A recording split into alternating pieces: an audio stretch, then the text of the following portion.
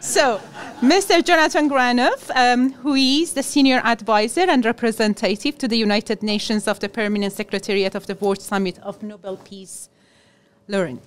So, the floor is yours. Thank you so much. And we're at a moment in history in which ideas really matter. Think of it like the 1640s, when Central Europe was a bloodbath over religious violence. And the idea of the nation state was a very powerful idea.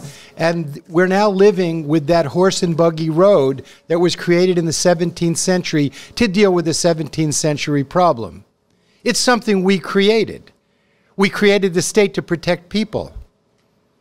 Albert Einstein said, "The unleashed power of the atom has changed everything save our thinking, and we drift toward unparalleled catastrophe." The new thinking that we need today is based on planetary realism. No nation, no military can protect the phytoplankton, which is 50 to 70% of our oxygen. No nation, no group of nations can beat a pandemic, because the pandemic's smarter than we are. It doesn't have a passport. It just kind of moves as it wants to. No nation or group of nations alone can protect the climate, and the list goes on. Because since Einstein's statement, technology and science has accelerated the human impact on the natural world, putting the regenerative processes of nature at risk. Secretary General recently said, "We are at war with nature." You can have plan A and plan B, but you can't have planet B. And we can't win a war with nature. And the same issues that can solve the war with nature, in which we have to surrender to her, the same issues are the same issues that can stop the wars amongst nations, which is identifying the reality of our moment in history in which the admonition of the wise since time immemorial to see the human family as one has now become a practical necessity.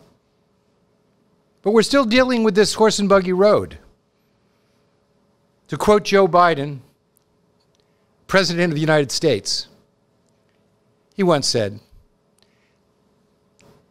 "Don't tell me your values, show me your budget." Since 2000, the world's major powers, really, and the U.S. being a major one in this endeavor, has spent in excess of $32 trillion. That's an unimaginably large amount of money to pursue security through military means. And I would say a bigger cost even than that theft from the poor, theft from children who are hungry, theft from a mother who has to decide which one of her children is going to live tomorrow and have enough to eat, and which one won't live.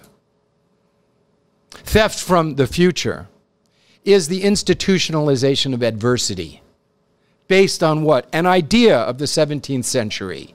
An idea, a thing. An idea is a thing. Make it clear. And the nuclear arsenals are the most absurd expression of that. That's why at every single summit of the Nobel Peace Laureates, there's been a call for commencing negotiations on the elimination of nuclear weapons, the greatest threat that we face. By accident, design, or madness, they could be used. By accident, design, or madness, as long as they exist, they will be used. And that's why every summit of Nobel Peace Laureates has said that's a priority issue. But what are we doing? In my country, and in the other 8 nuclear weapons countries, they're either modernizing, expanding, and all making the weapons more usable in doctrine, in fact. But the language is so interesting. In the United States, we are making the weapons, and I quote, safe, secure, and reliable. Well, now they're making a lot of, not the nuclear weapons, were already smart. He's pointing out, smart, that's other weapons. The nukes were all, they figured the nukes were all, but safe, secure, and reliable. I would suggest it would be a fantastic idea if we decided to spend as much money making people safe, secure, and reliable. Now, One of the most inspiring of the Nobel Peace Laureates that has ever existed was Mikhail Gorbachev, may he rest in peace. And in a letter he wrote just before he passed away, he said, oh, and he was the inspiring genius who decided to create a summit of Nobel laureates so that they would synthesize their perspectives. And it was really interesting to see the Dalai Lama and Lech Walesa negotiate on text. Just sort of like imagine that. But they're all value-driven people who put their lives on the line for peace. So it was not that difficult for them to come up with consensus documents. And I recommend going to the website of the World Summit of Nobel Laureates and reading their final statements. But this is President Gorbachev said, want us to conclude it is necessary to rethink our concept of security itself. Up until now, it has been envisioned mostly in military terms. Little has changed in this regard after the end of the Cold War. The priority must now be given to human security. It means, above all, providing food, water, and a clean environment, and caring for people and people's health. This should be the responsibility of governments and leaders of all levels. Well, certainly the level of people who are concerned with the well-being of their flocks, the well-being of souls, must be concerned with these issues, because these are moral issues. Why are they moral issues? Because since time immemorial, the wise have told us that the human family is one. Literally in the Upanishads, it says the world is one family. I love this admonition from a 13th century Sufi poet, Saeedi, who said, the human family is one body with many parts, creations arising from one unseen essence. Any harm to any part summons an awakening, a disease, and a healing response from all parts. You who fail to feel the pain of others, can you call yourself truly human? So this admonition of the wise, since we have recorded history and its ethical articulation in the Golden Rule, interestingly today is a practical necessity. That's our moment in time. The moral, spiritual principle has now become a practical necessity. That wasn't the case. Treat your neighbor as yourself was literally at the time, probably people were thinking their physical neighborhood, but today neighborhood is a moral location, and our moral obligation is not just to the whole planet because we're impacting the whole planet, but it also goes into the future. We have a moral obligation to future generations and not to steal the planet from them for our own selfish purposes. So the Nobel Peace Laureates said in 2013 at a summit in Warsaw, Poland, there are universal values that are found in every tradition and religion. When these values are honored, stability and justice are the consequence. And when they are ignored, instability, conflict, and tyranny occur. Many cultures teach that we should treat others as we wish to be treated.